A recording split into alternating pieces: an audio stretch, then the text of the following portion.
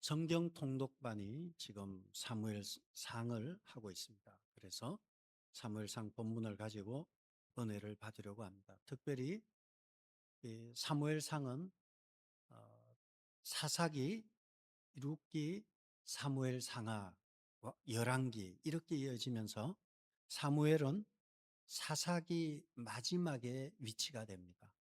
그래서 사무엘은 사사기 마지막에 위치한 사사시대 마지막이고, 또 사무엘은 왕정시대를 여는 인물이 됩니다. 그래서 사사기 마지막이고, 사사기에 이어서 열왕기로 이어지는데요, 사울 왕과 다윗에게 기름을 부으면서 왕정시대를 여는 중요한 역할을 하는 사람이 사무엘입니다. 사무엘은 그런 면에서 사사시대 마지막에 나타난 걸출한 인물이 됩니다.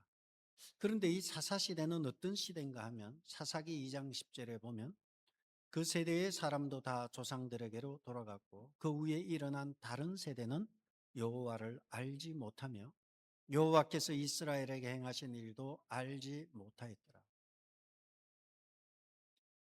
여기서 다른 세대는 여호와를 알지 못했다 할 때, 이 다른 세대는 다음 세대가 아닙니다.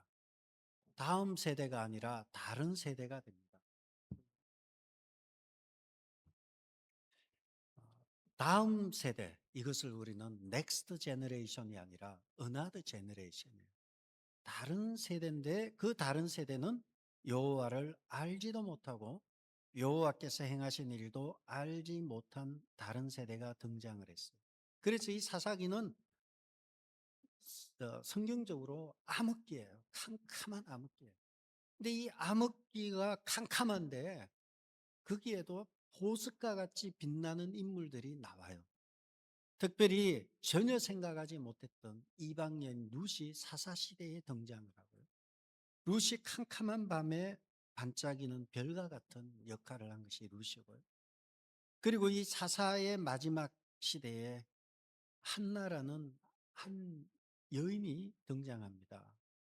한나는 어떤 여인인지 우리가 아, 그 1장 15절에 보면 한나가 등장하는데, 한나는 나는 마음이 슬픈 여자라 포도주나 독주를 마신 것이 아니요 여호와 앞에 내 심정을 통한 것뿐이다. 슬픈 여자 한나가 나와요. 한나 하면 우리가 떠올려야 될 것은요, 몇 가지 단어가 나와요. 나는 괴로운 여자입니다. 나는 마음이 슬픈 여자입니다. 나는 고통스럽습니다. 이것을 한마디로 말하면 이 정신병이 좀 있는 거예요. 오늘날로 보면 이 우울증 아니겠습니까? 마음이 괴롭고 슬프고, 뒤에 보면 알지만 밥도 못 먹어요. 먹지도 않고 마시지도 않고 하루 종일 슬퍼요. 우울한 여자였어요.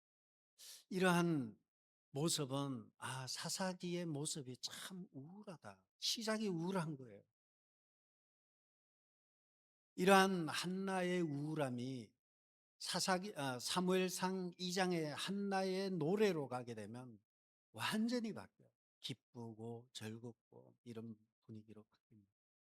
그렇다면 비포 앤 애프터가 나오죠. 그 전에는 그렇게 우울하더니 그 이후에는 그렇게 기뻐하는 거예요. 바로 그 슬픔과 기쁨 사이에 하나님 앞에 간절히 기도하고 있는 한나를 오늘 우리는 발견하게 됩니다. 사사기는 우리가 말씀드린 대로 참 어두운 암흑기예요.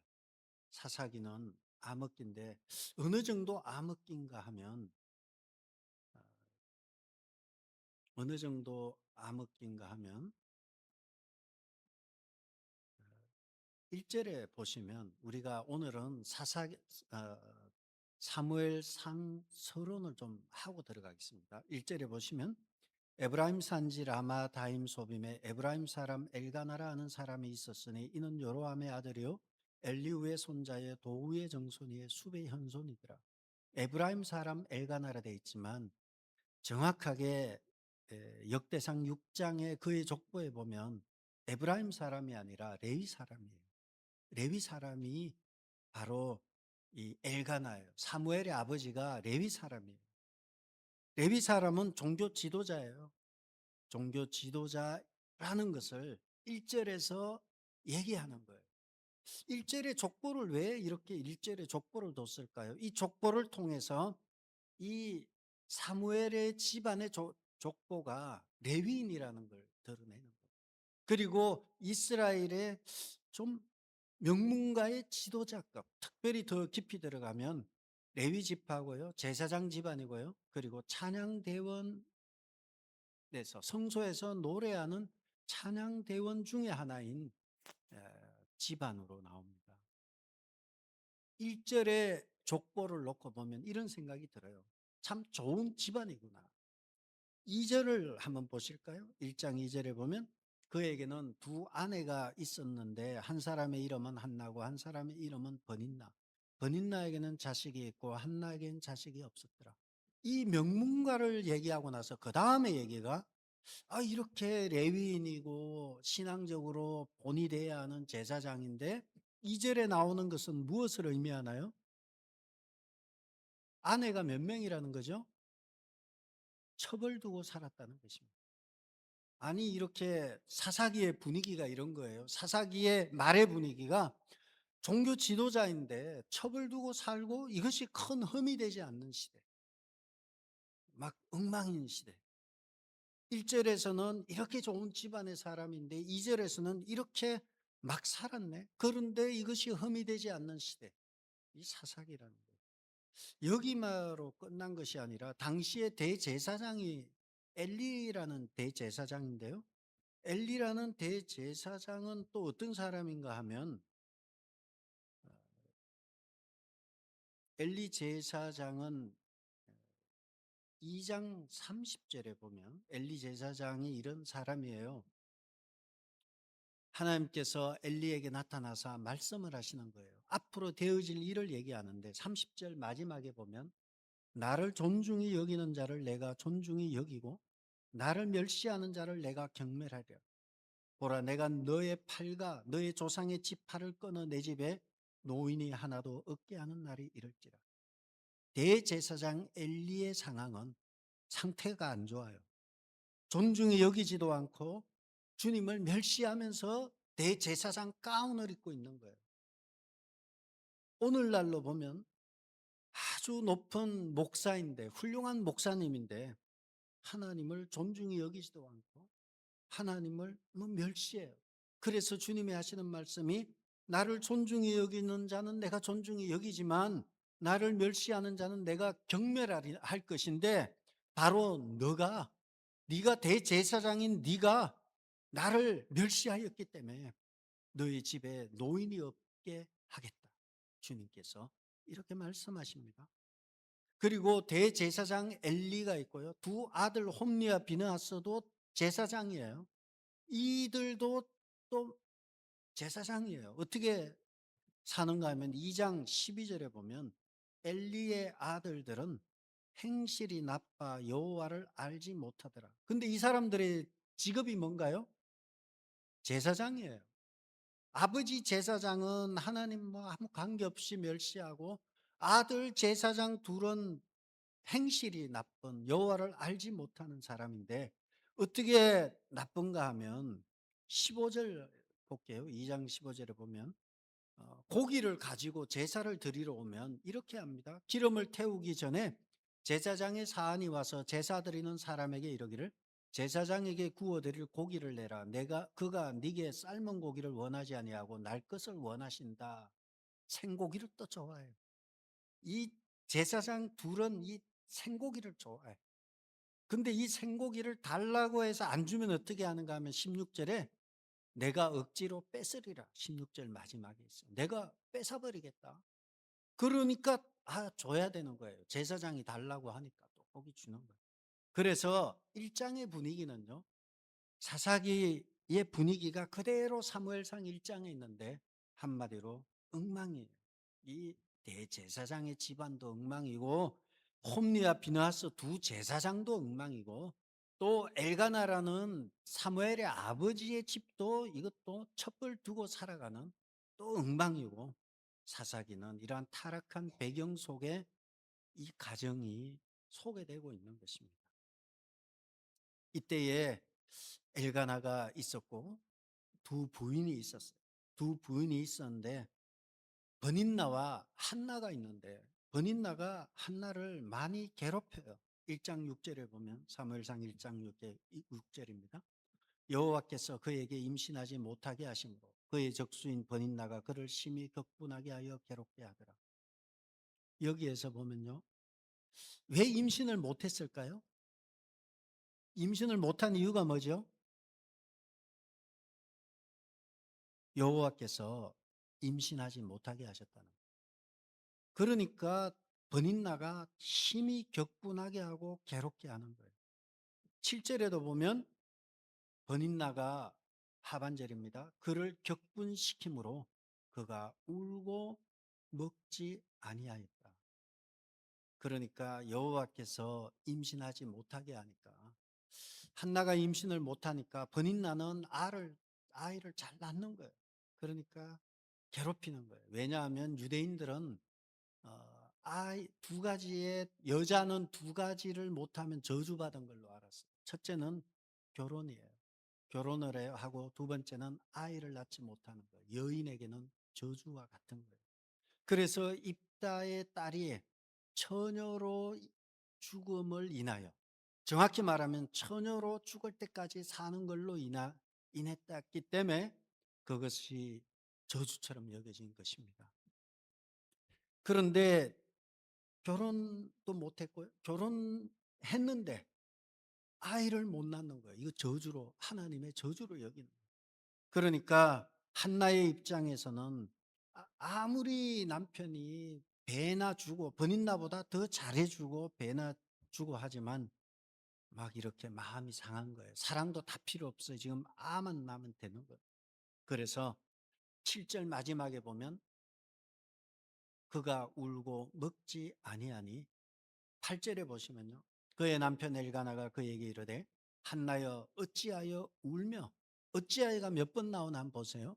어찌하여 울며 어찌하여 먹지 아니하고 어찌하여 그대의 마음이 슬프냐. 7절에 한 얘기 그대로예요. 그가 울고 먹지 아니하였다. 울고 먹지 아니하였는데 이것을 어찌하여 먹지 아니하고 어찌하여 울고 있고 어찌하여 마음이 슬프냐. 내가 이렇게 너에게 배나 주고 사랑해 주는데 왜 이렇게 슬퍼하냐. 왜 먹지 않냐. 이거 울고 슬프고 괴롭고 마음이 아프고 이거 병이에요. 심각한 우울증이에요. 한나는 그렇게 마음이 상한데 결국은 한나가 결심하게 됩니다. 한나가 이렇게 살다가 죽을 것 같으니까 한나가 결심하게 되는 것이 그것이 9절부터 나오는 거죠. 그가 성전을 향하여 가게 됩니다. 그리고 들어가서 통곡하며 기도하고 울기 시작합니다. 9절에 보면 그들이 실로에서 먹고 마신 후에 한나가 일어나니 그때의 제사장 엘리는 여호와의 집 문설주 곁에 의자에 앉아 있더라. 이 당시 대제사장 엘리는 하나님을 멸시하는 사람이었지만 대제사장의 가운을 입고 그곳에 있었고 대제사장의 두 아들 홈리와 비느하스는 하나님을 알지 못하면서 제사장 옷을 입고 돌아다니는 거예요. 그러한 때에 한나는 하나님께서 캄캄한 시대에 룻을 택하신 하나님께서 캄캄한 시대에 한나를 임신하지 못하게 해서 심히 괴롭게 하신 거예요. 사람이 심히 괴롭고 아프니까 결국 선택한 것은 하나님께 가자. 성전으로 가자. 하나님께 가자 하고 가는 거예요. 그 10절입니다.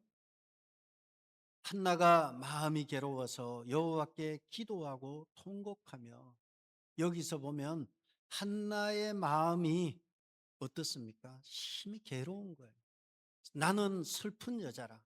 그리고 10절에서는 한나가 마음이 괴로워서 여호와께 기도하고 통곡하였다. 한나가 기도하고 통곡한 이유가 어디 있나요? 한나가 어떻게 해서 하나님께 기도하고 통곡했나요? 10절에 괴로우니까 기도한 거예요. 하나님께서 여러분을 괴롭히시는 거예요. 기도하라고 막 괴롭히는 거예요. 기도 안 하고 견뎌보려고 하는데 견딜 수가 없어. 하도 괴롭혀서. 막 보통 괴롭히는 게 아니에요. 하나님이 여러분의 마음을 감동을 주고 막 괴롭히는 거예요. 기도 좀 하고 살아라고. 근데 한나는 사사기에 기도해야 된다는 생각을 옳게 못했죠. 그런데 아이를 낳지 못하고 어려움이 생기니까 마음이 너무 괴로우니까 남편한테 얘기해봤자 사랑도 뭐 필요 없어요. 아를 못 낳는데 뭐 남편의 사랑이 뭔 의미가 있어요. 그래서 기도하러 간 거예요.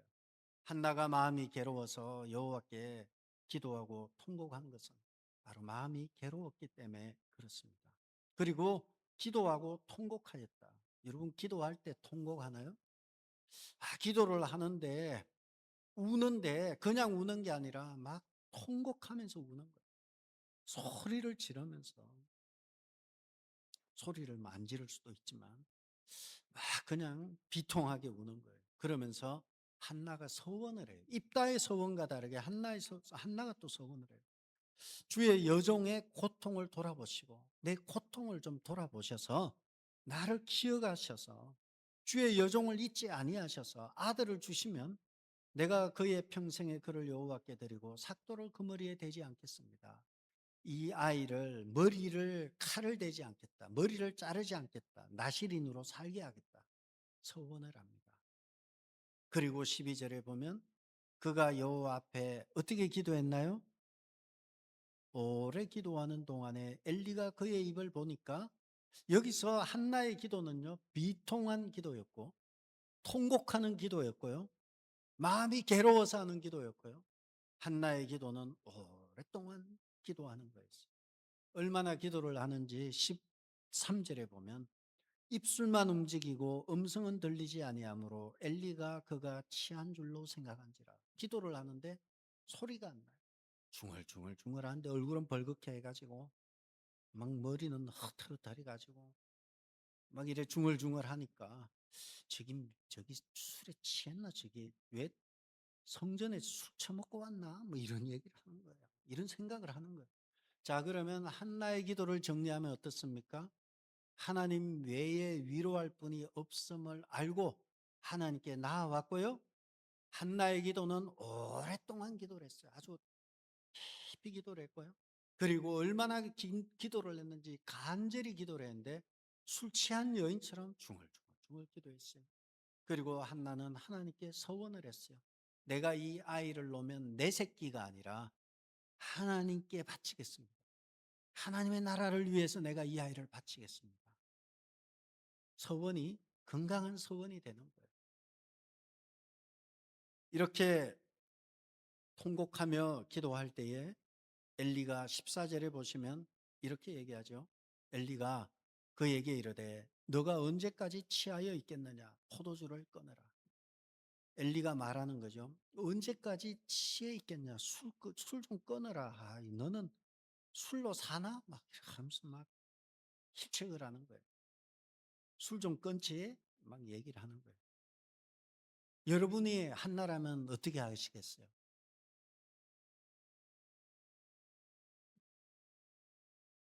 여러분이 한나라면 어떻게 하시겠어요? 묻지는 않을게요. 여러분의 입에서 좋은 말 안 나올 것 같아요. 이게 미쳤네. 이게 대제사장이라면서 내 마음도 모르고, 우린 또 그래, 다 자기 중심이에요. 내 마음도 모르고, 내가 이렇게 아픈데, 내가 이렇게 마음이 아픈데, 내 마음도 모르고, 막 지금 미쳤나 봐. 대제사장이라면서, 나이가 98이나 먹어가지고, 내 마음도 모르고, 막 이랬을 것 같아. 미쳤어. 그래가면서. 내 마음이 얼마나 원통한데. 목사가 교회 왔더니 내 마음을 아무도 몰라줘.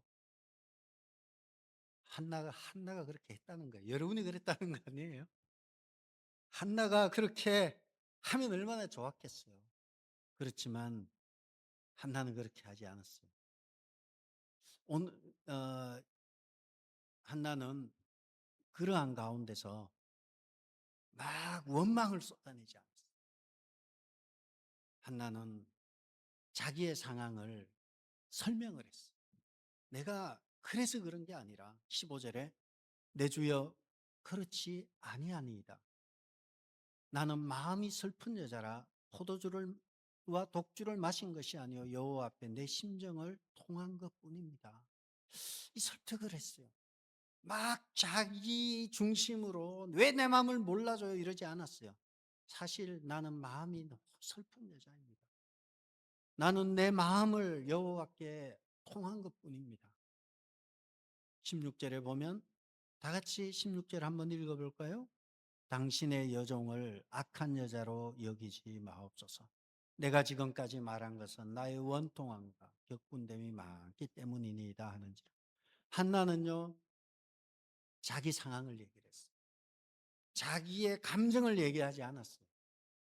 자기의 상황을 얘기하고요. 나는 마음이 슬픈 여자인데 내 심정을 하나님 앞에 통한 것뿐입니다. 16절에 당신의 여종을 악한 여자로 여기지 마옵소서. 심정을 통했다는 것은 하나님께 간절히 내 마음을 아랬다는 것이고요. 그리고 심정을 통할 때에 하나님의 마음과 한나의 마음이 겹쳐지기 시작합니다. 그리고 16절에서 당신의 여종이라는 표현을 통해서요. 한나는 엘리 제사장에게 예의를 갖췄어요. 당신의 여종입니다. 나는 당신의 여종입니다. 내가 그래서 그런 게 아니라 술을 먹은 것이 아니라 나는 아이를 낳지 못하는 내 사정이 이렇습니다. 마음을 토해놓게 된 것입니다. 심정을 통하는 기도를 하면 하나님의 마음을 알게 돼요. 저는 여러분이 여러분의 심정을 하나님과 통하는 기도를 하시기를 바랍니다. 캄캄한 시대를 향한 하나님의 마음을 읽기 시작을 합니다. 기도에 깊이 들어가면 하나님의 마음을 읽기 시작을 해요. 이 캄캄한 시대. 우리가 사무엘상 3장에 보면 등불이 희미하다 이런 표현이 있어요. 마찬가지로 사사기의 분위기가 이 희미하고 사사기의 분위기가 막 이 대제사장과 제사장들과 이 엉망인 시대에 나의 말씀을 전할 아들이, 나의 말씀을 전할 선지자가 없구나. 내 마음에 합당한 선지자가 없구나. 이것이 하나님의 마음이에요. 한나의 마음은 어떤 것입니까? 내게는 아들이 없습니다. 한나는 내게는 아들이 없다는 이 마음을, 하나님의 말씀을 전할 아들이 없다는 이 마음으로 접목이 되는 거예요. 여러분이 기도를 하게 되면 나의 필요가 아니라 하나님의 깊은 뜻을 알게 됩니다. 아들을 구하다가 한순간 하나님과 마음이 통해버렸던 것입니다. 하나님께서 이렇게 말씀하시는 거예요. 너도 아들이 없으니 사는 것이 사는 게 아니잖아. 나도 그래. 너무 캄캄해. 너무 캄캄한데 내 말을 전해줄 사람이 필요해. 말씀이 끊어진 사사시대에 하나님의 말씀을 옳게 전달할 하나님의 사람이 없었던 것 같이 한나에게는 아들이 없었습니다. 한나가 기도하는 가운데 그가 깨닫게 되고 한나가 서원을 하면서 하나님 앞에 말하는 거예요. 주의 여종에게 아들을 주시면 내가 그 아들의 평생에 그를 여호와께 드리고 그를 그의 머리에 삭도를 대지 아니하겠나이다. 이 아들을 주의 종으로 써달라고 서원하는 것입니다. 여러분, 기도는 이렇습니다. 자신의 얘기를 쏟아냈지만 기도하는 가운데 하나님의 마음을 읽기 시작해요. 그래서 기도하다가 하나님의 마음을 알고 기도하다 보니까 기도가 바뀌기 시작하는 거예요. 그러자 엘리가, 여러분, 엘리가 그렇게 말하니 엘리에게 자기 상황을 얘기하니까 엘리가 말하죠. 돌아가라 이렇게 얘기하면서요 복을 빌어줘요. 17절에 보면 평안히 가라. 이스라엘의 하나님이 내가 기도하여 구한 것을 허락하시기를 원하노라. 돌아가라 이렇게 합니다. 그래, 여기 참 아이러니한 거예요. 여호와를 멸시하고 여호와를 경멸했지만 대제사장으로서 하나님을 알지 못했지만 그의 입술에는 평안은 성경에서 중요한 단어가 샬롬이에요. 예수님이 제자들에게 나타나셔서 하신 말씀도 평안하뇨 이렇게 물었어요. 평안이 중요해요. 그런데 엘리가 하는 이야기를 보면 하나님의 말씀이에요. 평안히 가라. 이스라엘의 하나님이 내가 기도하여 구한 것을 허락하시기를 원한다. 아니 어떻게 이 제사장이 이 말같지도 않은 제사장이 기도한 대로 이루어졌을까? 놀랍죠? 하나님은 때로는 돌들로도 소리 지르게 하시는 분이에요. 하나님의 관심은 엘리가 능력이 있다는 데 있는 게 아니에요. 하나님의 관심은 한나의 기도에 관심이 있는 거예요. 한나에게 응답을 주는 것이 중요하지. 아, 엘리는 기도만 하면 아들을 낳아. 그런 거 아니에요. 막 저 목사는 기도만 하면 아들을 놓더라. 그거 아니에요. 간절하니까 도구로 쓸 뿐이에요. 엘리가 유능한 거 아니에요. 엘리는 무능했어요. 그러나 무능한 제사장 엘리를 통해서 하나님의 말씀이 들리기 시작하는 거예요. 결론입니다. 몇 가지로 보겠습니다. 첫째는 한나의 이야기는 기도에서 아이를 낳았다는 이야기가 아니에요. 너무 단순해요. 그 얘기는.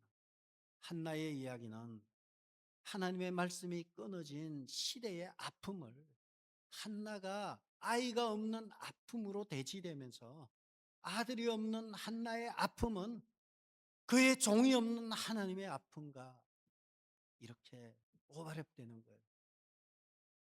하나님의 아픔은 하나님의 말씀을 대언할 그런 선지자를 하나님이 사무엘을 택하여 그 사무엘을 한나를 통해서 주기까지 하나님께서는 그냥 안 줘요.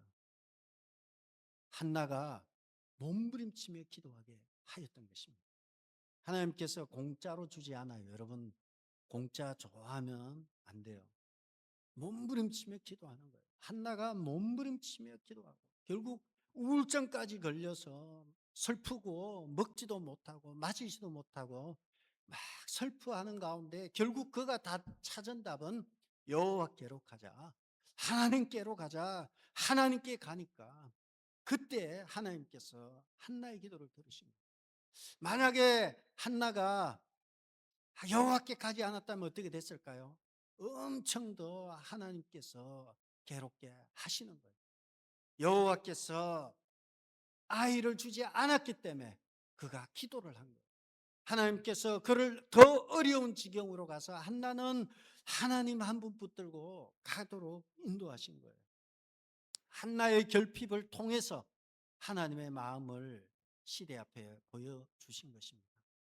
여러분 우리의 아픔도 있어요. 우리의 어려움도 있어요. 여러분 아픔과 어려움이 있어요. 이 땅에 살아가면서 어려움을 겪어요.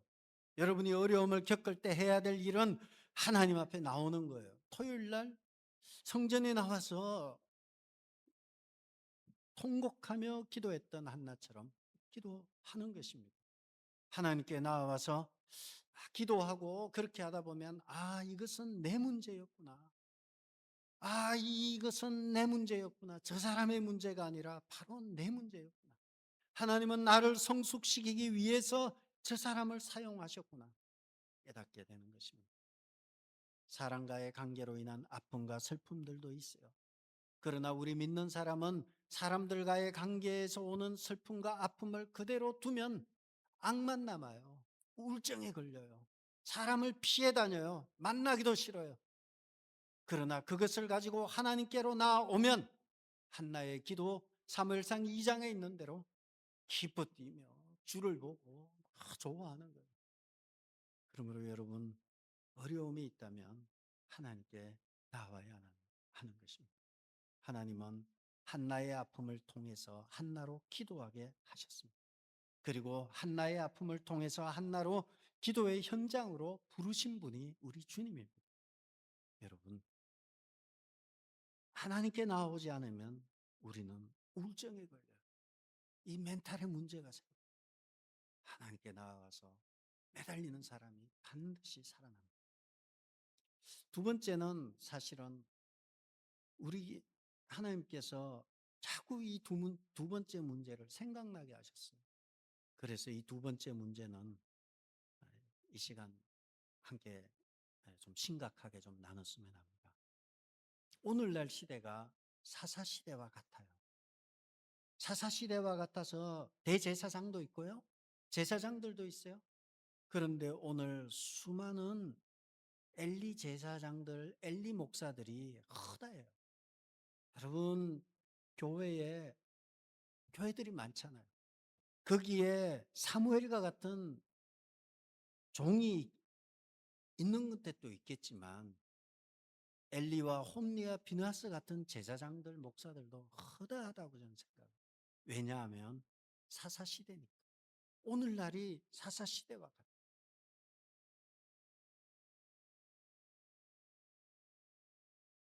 지금 시간이 2시 19분이네요. 재미있는 얘기하고 요거 결론 들어갈게요. 이번에 어느 목사님들 모임에 가니까 재미있어서 그냥 편안히 들으시기 바랍니다. 요즘 젊은이들은 너무 잘한다, 너무 이쁘다 막 할 때 이 뭐 개자를 붙인대요. 그래서 멋있다 그러면 개멋있다 그런데 아 참 개멋있다. 그런데 그 좀 포동포동한 사람 이것을 어, 포동포동하다 이것을 강조하면 어떻게 되는지 아세요? 그걸 개포동이라 한대요. 그리고 아니 포동하지 못하대. 좀 작게 포동하대. 그럼 반포동이라 그런대. 그리고 아니 나는 괜찮은데 상대가 포동하대요. 그럼 남포동이라 그래.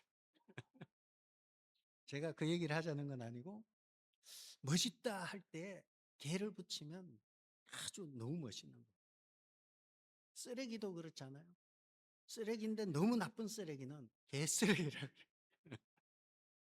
너무 나빠. 그걸 개쓰레기라 그래. 한나의 눈에 비친 엘리 제사장과 홈리 비느하스는 어떤 모습이었을까? 그 생각이 드는 거예요. 한나가 기머거린가? 한나도 듣는 얘기 다 듣거든요. 아, 그 제사장 98 먹은 엘리 제사장은 눈도 멀고 귀도 멀고 저 바보 같은 제사장이고 그 두 아들은 생고기를 그렇게 좋아해서 재물 갖다 주면 갈고리로 생고기만 뜯어 먹는데 그 얘기를 한나는 못 알아들었을까요? 한나는 기가 없나요? 다 들어오는 거예요. 한나가 생각하기는 아 교회 가면 안 돼. 그 교회. 그 교회 가면 엘리도 있고 홈리와 비나스 있고 아 그 목사들 다 개쓰레기야. 한나가 그래 생각했을 거예요. 한나가 바보가 아닌 이상 왜 안 들렸겠어요. 다 들리는데 소문 다 났는데 쓰레기라는 거 소문 다 났는데 그런데 한나는 성전을 향해 간 거예요. 왜 그랬을까요? 지금 남 얘기할 때가 아니에요. 나는 하나님 앞에 나는 슬픈 여자라 내 심정을 하나님 앞에 통해야 되기 때문에 개쓰레기들이 교회를 산더미처럼 있다 해도 나는 가야만 해. 나는 가서 하나님 만나야만 돼. 그래서 간 거예요. 그래서 남이 뭐라 그러던 하나님 앞에 가서 날 좀 살려달라고 막 기도한 거예요. 그러니까 역시 눈이 먼 사람들은 모르는 거예요. 왜 술 취해서 왔냐? 오늘은 생고기 안 가져왔냐? 막 이런 얘기하는 거예요.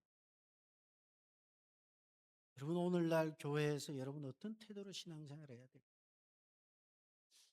이거 이래서 교회 안 가? 이러면 안 돼요. 그건 망조가 걸린 거예요. 모든 이유가 다 필요 없어요. 한나의 경우를 보면 나는 가야 돼. 나는 저 엘리 제사장의 얘기와 홈리와 비느하스의 얘기를 들으면 역겨워져. 쓰레기들 난 싫어. 나 그래서 교회 안 가. 그러면 죽음의 길이에요. 한나는 갔어요. 한나는 누가 뭐라든 가서 나 좀 살려달라고 하나님 나 좀 살려달라고 매달렸어요. 뿐만 아니라 기도하는데 그 할아버지가 날 쳐다보고 있어요. 저 할아버지 자식도 엉망이고 자식 교육 개판으로 시킨 저 늙은 엘리 제사장이 날 쳐다보면서 나에 대해서 술 먹었냐 그래가면서 막 노만기도 있는데 막 반말하면서 얘기해봐요. 기분 아주 나쁘죠. 술 좀 그만 끊지 왜 포도주와 독주를 좀 끊어라 이런 얘기 들으면 기도하다가 가야지 그랬을 거예요. 그러나 한나는 예의를 갖췄어요. 당신의 여종이 그렇지 않습니다. 나는 포도주와 독주를 마신 것이 아니라 내 상황이 이렇습니다. 아니, 예의를 갖춘 사람한테 같이 하지. 저 할배 저 정신도 오락가락하고 자식 교육 개판인데다가 뭐 아이고 난 저런 싫어. 나 교회 안 가. 그러지 않았어요. 당신의 여종을 위해서 내 상황이 이렇습니다. 당신의 여종이라고 15절 나오고요. 18절에도 보면 이르되 당신의 여종이 당신의 은혜 있기를 원하나이다 하고 묻고 얼굴에 다시는 근심이 없더라. 당신의 여종이 나와요. 자기를 여종으로 비춥니다. 은혜 받는 비결은 알지만 하나님만 바라봐야 돼. 자꾸 사람을 집어넣어가지고 교회 이래서 한 게 절대 그러면 안 돼요. 망하는 길이에요. 사단이 가장 좋아하는 길. 어떻게 보면 오늘날 가난한 성도가 많아요. 안 나가. 교회 안 나가 나는. 안 나가려고 하면 한나가 안 나가야 돼요. 한나가 가난한 성도의 원류예요. 옛날 식으로 보면 한나가 나 저래서 안 나가. 안 나갈 수 있었어요. 그렇지만 나는 나갔어요. 한나는 나갔어요. 교회 나갔어요. 그리고 그곳에서 교회의 질서를 따르고 하나님의 은총을 구하고 나아갔을 때 전혀 그 별 볼 일 없는 엘리가 평안히 가라. 이스라엘의 하나님이 내가 기도하여 구한 것을 허락하시기를 원합니다. 그 기도가 이루어졌어요. 그래서 18절에 다시는 근심하는 빛이 없더라. 기쁨이 임한 거예요. 우울증이 치유가 돼버렸어요. 그 사람 말에. 그 사람이 어떤 사람이에요? 조금 이런 사람이에요. 조금 이런 사람인데 하나님이 도구로 쓰시니까 치유가 일어납니다. 한 번만 그런 게 아니에요. 2장 20절과 21절에도 보면 두 번째도 나타나요. 엘리에게 또 간 거예요. 이제 사무엘을 데리고 어린아이 젖된 아이를 데리고 또 간 거예요. 그랬을 때에 엘리가 엘가나와 그의 아내에게 축복하여 이르되 여호와께서 이 여인으로 말미암아 내게 다른 후사를 주사 이가 여호와께 간구하여 얻어 바친 이들을 대신하게 하기를 원하노라. 자손들을 더 주기를 원한다. 얘 대신 요 사무엘 젖된 아이 대신 자손을 더 주기를 원하노라. 그리고 21절에 여호와께서 한나를 돌보시사 그로 임신하여 세 아들과 두 딸을 낳게 하셨다. 삼남 이녀를 두게 하신 거예요. 엘리가 아이를 더 낳기를 원한다고 해서 아이를 낳았나요? 여호와께서 한나를 돌보신 거예요. 하나님께서 엘리의 축원을 엘리의 축복을 들어주셨어요. 왜요? 엘리가 잘나서 그런 거 아니에요. 엘리만 얘기하면 애를 쑥쑥 낳아. 사무엘도 낳지. 그 뒤에 삼남 이저도 낳지. 그러니까 엘리가 훌륭하다는 거 아니에요. 엘리는 도구일 뿐이에요. 엘리는 버림받았습니다. 그가 한나를 위해 빌어준 복은 그대로 성취되었습니다. 하나님은 엘리를 쓴 것이 아니라 하나님 앞에 서서 바로 서서 간절히 기도하는 한나의 기도를 귀하게 여기셨습니다. 여러분, 하나님 앞에 나와서 간절하게 기도하면서 교회의 질서를 따르고 순종하며 할 말이 왜 없겠어요? 열이면 열 다 하고 싶은 말 다 있어요. 그러나 질서에 순종하며 교회를 사랑하고 나온 하나님께서 그 기도를 들으실 것입니다. 한나는 가난한 성도가 아니었습니다. 그는 리얼 크리스찬이었습니다. 여러분 모두가 다 리얼 크리스찬이 되기를 주의 이름으로 축복합니다. 기도하겠습니다. 아버지 하나님, 어떤 어려움 앞에서도 주님 앞에 나와서 주의 긍휼을 주의 자비를 사모했던 한나의 기도를 들으신 우리 주님, 주님 앞에 나와서 간절하게 소원하고 기도하는 우리 성도들의 기도 가운데 하나님께서 응답하시고 축복하여 주옵소서. 예수님의 이름으로 기도드렸습니다. 아멘.